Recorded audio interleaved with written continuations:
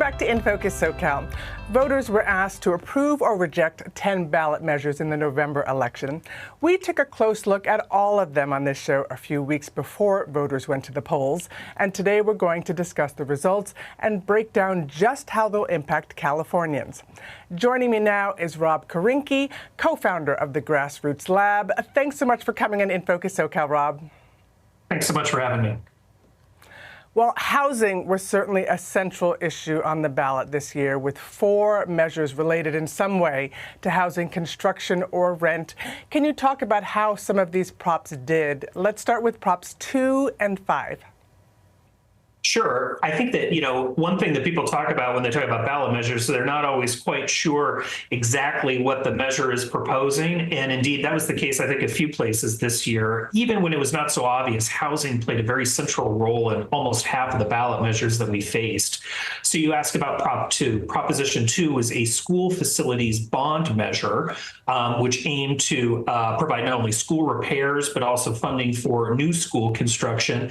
And that's where the housing component really comes in, because the fact is the single largest funder behind Prop 2 was the Building Industry Association, who viewed it as critical in their efforts to try and build new school facilities as part of their development plan. So if you want new housing, you also need new schools for the children that come with that housing, and Prop 2 is going to kick us down the field in that regard.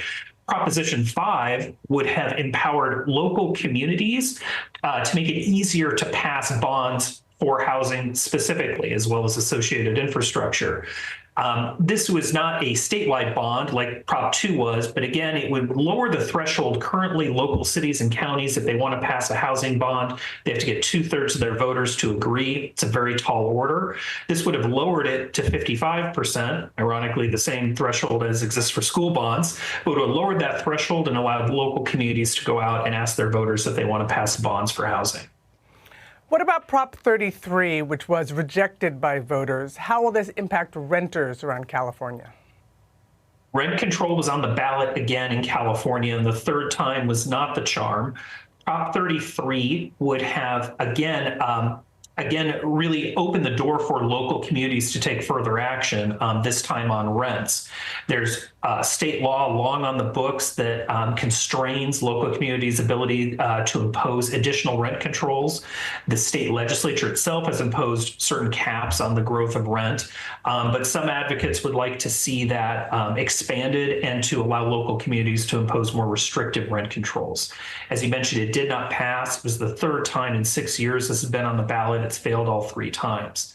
And now when I mentioned certain advocates would like to see more tools for rent control, one very big one is a group called the AIDS Healthcare Foundation. And indeed, Prop 34, which was on the ballot right after 33, which sought to require certain administrators of prescription drug programs to spend almost all of their funds specifically on patient care. Well, that measure specifically targeted the AIDS Healthcare Foundation, who went out and very aggressively branded it as the, quote, revenge initiative, because it would have constrained their ability to fund rent control campaigns. That measure, Prop 34, is at this moment passing very narrowly. It's a percentage point or 2. It looks like it will pass. And so we may see, ironically, less rent control on the ballot in the future. And there were 2 related to criminal justice and public safety, Prop 6 and 36.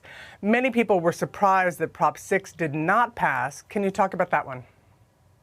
Prop 6 was talked about as the anti-slavery initiative. Essentially, this would have disallowed the use of involuntary servitude in California's prison system. It's part of a nationwide movement. A number of states, including Alabama, Tennessee, and others, have recently passed similar restrictions, essentially saying you can't force inmates to work for little or no compensation.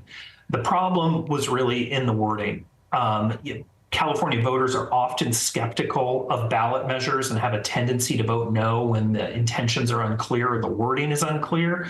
And this was unfortunately a strong example of that. We call it, it's colloquially referred to as the anti-slavery initiative. This was, how proponents of it advanced it. But what actually appeared on the ballot was the phrase eliminates constitutional provision allowing involuntary servitude for incarcerated persons.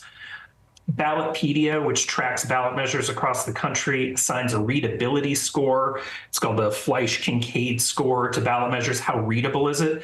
They gave it a reading grade level of 29. So a score of 9 would mean a ninth grader can understand what it's saying. In this case, it rated as a 29. So you practically have to be a neurologist to understand exactly what this ballot measure intended.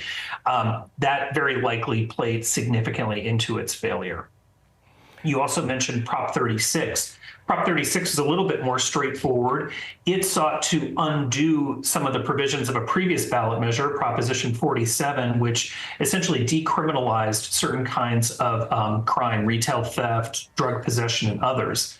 Again, part of a criminal justice reform movement, but California voters clearly believed that that measure went too far. Prop 36 restored penalties for misdemeanor theft, drug possession, and others, and also quite notably would require treatment for repeat misdemeanor drug offenses. It would compel those offenders to go into drug and alcohol rehabilitation treatment. That measure is passing in every single county in the state. Thank you so much for breaking all of that down for us, Robb. And thanks so much for having me. And we'll be right back after the break.